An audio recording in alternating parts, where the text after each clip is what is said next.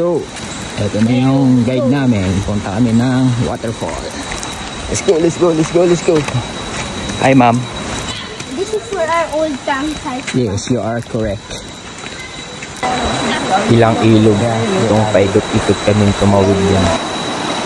Horse Quadra at the edge of the campground. Palabas na kami dito ng campground. Hey, we're gonna go up. Lalabas na kami dyan sa bakuran niya. We are here. Going again to the waterfall. Horse.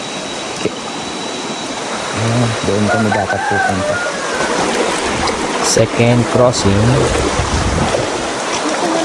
We're gonna go up. Akyat kami dito sa masukal na daan. Labas na to ng campground eh. So, ayan o. Yeah, it rained so it's a little bit slippery.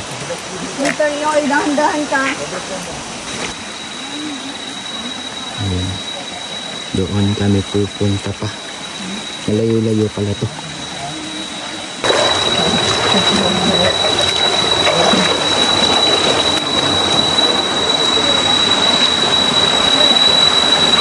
Our third crossing.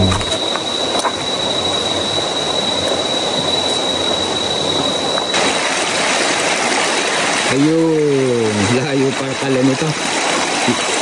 Kala ko kaya mong puntahan, but wala mo talaga na guided tour.